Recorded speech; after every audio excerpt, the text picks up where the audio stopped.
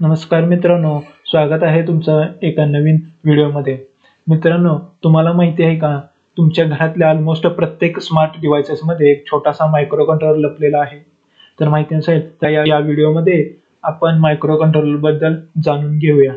तर micro controller म्हणजे काय? मायक्रो कंट्रोलर हा एक स्मॉल इंटिग्रेटेड सर्किट जो की IC आहे, जो की डिव्हाइसला कंट्रोल करतो. मायक्रो कंट्रोलर म्हणजे एक कंप्लीट मिनी कम्प्युटर एका सिंगल चिपमध्ये असतो.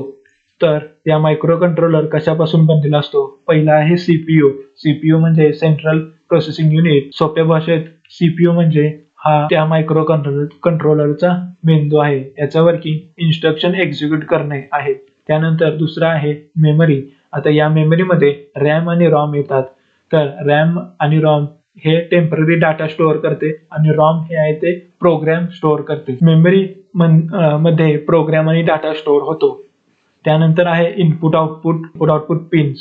तर सेन्सर आणि एक्सटर्नल डिव्हाइस कनेक्ट करायला आपण जे इनपुट आउटपुट वापरतो, हे पिन्स बाहेरच्या डिव्हाइस सोबत कम्युनिकेशन करतात. हे इनपुट आउटपुट. त्यानंतर आहे टायमर.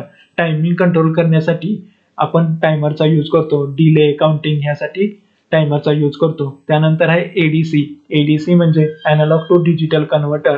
अॅनालॉग सिग्नल्स म्हणजे टेम्परेचर, लाईट हे डिजिटल मध्ये कन्व्हर्ट करून तो आपल्या स्वरूपात दाखवला जातो. तर तो एडीसी. या मायक्रो कंट्रोलर रिअल लाईफ मध्ये कुठे कुठे वापरले जातात? तर तुमच्या घरामध्ये washing machines, microwave, TV remote यासारखे डिव्हाइसेस असतात, किंवा तुमच्या हातातले स्मार्ट वॉच हे सुद्धा एका मायक्रो कंट्रोलर मध्येच असतात.